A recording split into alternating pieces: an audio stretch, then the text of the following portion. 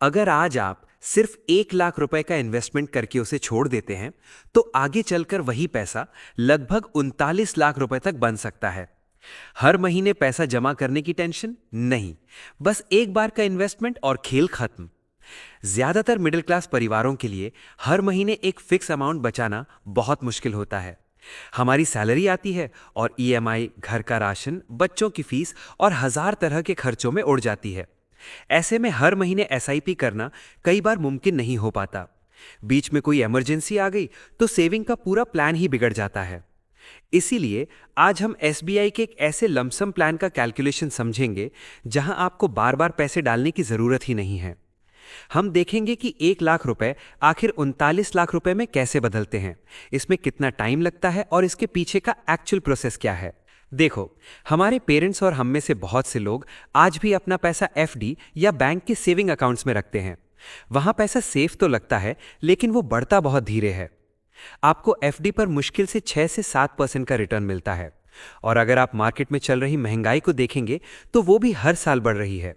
मतलब आपका पैसा बैंक में पड़े पड़े ग्रो नहीं कर रहा है, बल्कि उसकी वैल्यू धीरे धीरे कम हो रही है। आपको लगता है कि आप प्रॉफिट में हैं, लेकिन असल में आप लॉस में जा रहे होते हैं। वहीं दूसरी तरफ जब आप सही जगह अपना पैसा लगाते हैं तो आपको कंपाउंडिंग का फायदा मिलता है। कंपाउंडिंग में आपके पैसे पर जो रिटर्न मिलता है, उस रिटर्न पर भी रिटर्न मिलता है। और यही वजह है कि लॉन्ग टर्म में एक छोटा सा अमाउंट भी बहुत बड़ा बन जाता है। इसी लॉजिक के साथ आज हम SBI multi asset allocation fund के बारे में बात करेंगे। ये एक ऐसा इन्वेस्टमेंट प्लान है जो खासकर मिडिल क्लास इन्वेस्टर्स के माइंडसेट को सूट करता है। अब आप सोच रहे होंगे कि मल्टी एसेट क्या होता है।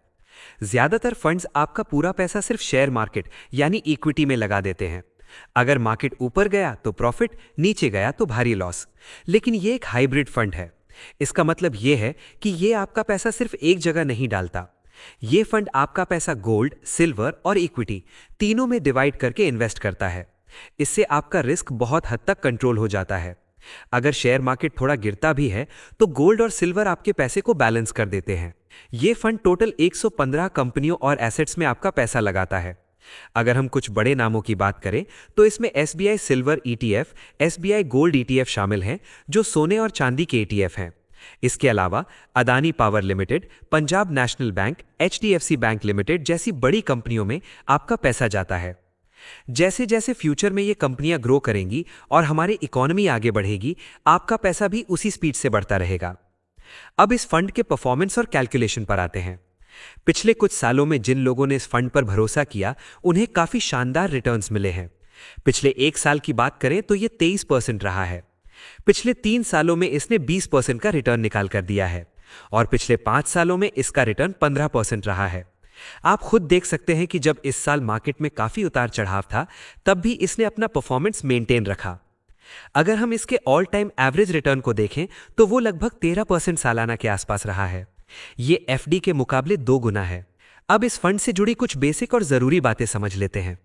इसका करंट एनएवी लगभग 73 रुपए का है। इस फंड का एयूएम यानी फंड साइज 14,943 करोड़ रुपए का है।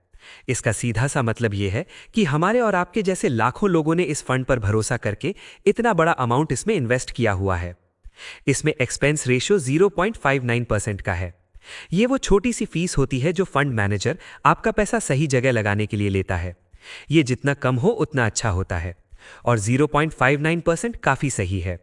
एक और अच्छी बात यह है कि अगर आपको कभी इमरजेंसी में पैसों की जरूरत पड़ जाए तो आप अपना पैसा निकाल सकते हैं। बस एक शर्त है, अगर आप 1 साल से पहले अपने टोटल इन्वेस्टमेंट का 10% से ज्यादा पैसा निकालते हैं तो आपको 1% का एग्जिट लोड चार्ज देना पड़ेगा। 1 साल के बाद पैसा निकालने पर कोई चार्ज नहीं लगता। अब आते हैं सबसे इंपॉर्टेंट पार्ट पर, जिसके लिए आप ये वीडियो देख रहे हैं। 1 लाख रुपए से 39 लाख रुपए बनने का पूरा कैलकुलेशन। मान लेते हैं कि आप आज इस फंड में 1 लाख रुपए का वन टाइम इन्वेस्टमेंट करते हैं। हम ये मानकर चलते हैं कि फ्यूचर में आपको एवरेज 13% का सालाना रिटर्न मिलता रहेगा। अब देखते हैं समय के साथ आपका पैसा कैसे ग्रो करेगा। अगर आप इस पैसे को 10 सालों के लिए छोड़ देते हैं तो आपको लगभग 3,39,457 रुपए का रिटर्न मिलेगा। अगर आप इसे पूरे 30 सालों तक इस पैसे को बिना छुए छोड़ देते हैं तो आपको 38,11,590 रुपए का रिटर्न मिलेगा। आपके उस 1 लाख रुपए की टोटल वैल्यू अब 39,11,590 रुपए हो जाएगी। यही होती है असली कंपाउंडिंग। शुरू के सालों में पैसा धीरे बढ़ता है, लेकिन बाद के सालों में वो रॉकेट बन जाता है। अब बहुत से लोग सोचेंगे कि 30 साल तो बहुत लंबा टाइम होता है। बिल्कुल होता है। लेकिन क्या आप सिर्फ अपनी नॉर्मल नौकरी और सेविंग अकाउंट के भरोसे अपनी लाइफ में 39 लाख रुपए कैश बचा सकते हैं?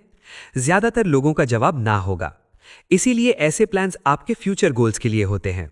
अगर आप आज अपने छोटे बच्चे के नाम पर 1 लाख रुपए इन्वेस्ट करके भूल जाते हैं, तो जब वो बड़ा होगा, उसकी हायर एजुकेशन या शादी के टाइम पर आपको पैसों की कोई टेंशन नहीं होगी।